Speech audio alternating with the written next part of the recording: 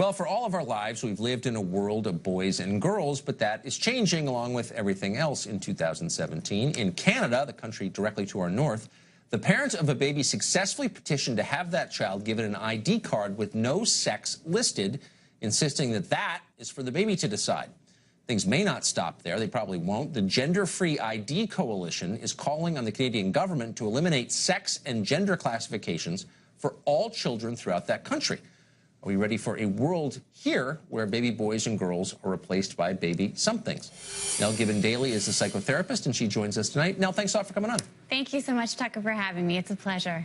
So these are questions that didn't exist like 18 months ago. Homo sapiens have been around 300,000 years, and for the most part, it was kind of obvious who the boys and girls were. But we've decided in a very short period of time that none of that is real, and we're changing it, because why? Well, to be honest with you, we believe that people who are considered intersex, people who are born with both sets of genitalia, have existed throughout human history. For sure. So the federal government just released a study in 2016 that 1.4 million people now identify themselves as transgendered, and Canada isn't the only place that's doing this. Legislation was just introduced in Washington, D.C. and in New York over the past couple of months to also have parents have the right to, on a child's birth certificate, not just say that the child is male or female, but also X or unidentified.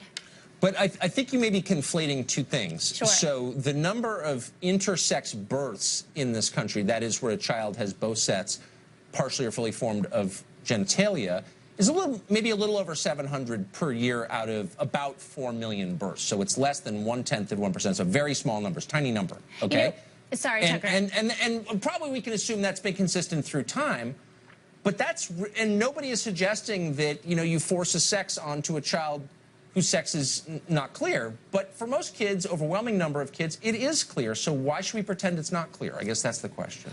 I think it's a great question. I mean, as to your statistic, I had trouble finding accurate numbers as to how many children are born in this country who are intersex. Right. I got numbers that say 1 out of every 1,500 births, also 1 out of every 100 births, where there is some sort of either anomaly. Hold on. 1 out of every 100 births has there is separate sets of genitalia. Well, I don't think that's right. It doesn't have to go that far. So there could be some sort of like genetic, I don't want to say abnormality, but an anomaly, right? Like a chromosomal anomaly that it's not so clear, meaning that gender is not necessarily based on genitalia.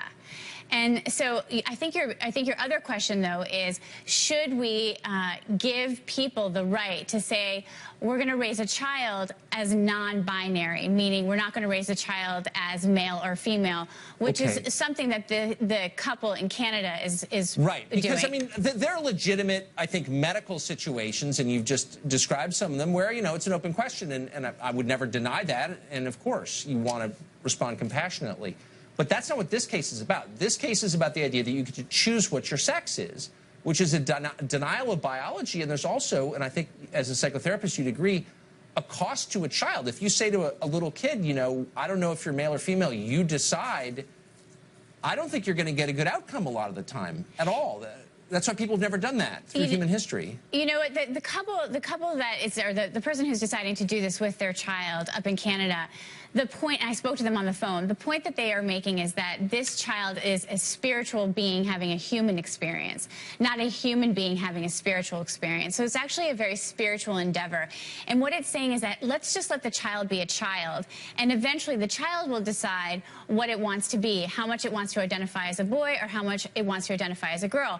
And this person is also saying that it's not that I'm not going to raise a child as a girl or a boy. I'm just going to say to the child, you just be a child, just be an individual for a while. Let's not have the government interfere with who you are. Let's not put a set of preconceived notions about who you are onto you. Let's just let you develop as a human being, and eventually you can decide whether or not you want to be a boy or girl or non-binary.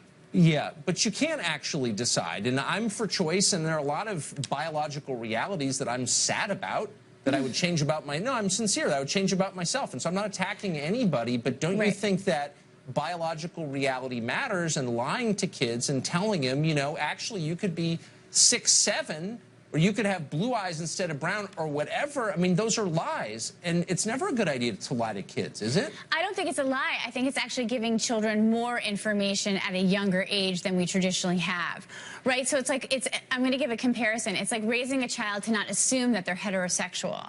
Right? The way I've raised my children is to say, like, I don't know what they're going to be, and I'm not just going to assume that they're gay or they're straight. I just give them lots of information, expose them to lots of people. There's a difference here, because whereas, we don't know a lot about the biology of homosexuality, we know a lot about the biology of sex, because we know that it begins on the chromosomal level. Like, there's a science piece to this that's being ignored by people who I thought believed in science. So that's why I'm a little bit confused. I don't think it's being ignored. I think what we're seeing, though, in the federal study and what's come out in terms of the Census Bureau is that if 1.4 million people don't identify with the gender marker that they were given at birth, we have to take note of that and say what's going on, that there's a fluidity about gender, and it's not necessarily rooted in biology. Why does that not extend to race? Tell me what you mean by that. You're going to have to explain that If I one can to me. say I'm a woman, why can't I say I'm a Chinese woman and be taken every bit as seriously? And I'm not mocking you. I'm making a sincere point, and it's a sincere question. What's the difference?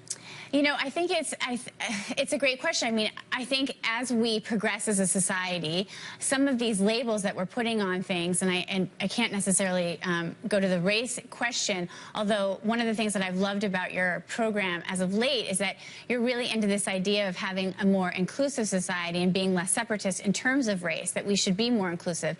And I think that that's what we're saying. We're creating a space at the table for people to be, to have optionality in terms of how they want to identify themselves.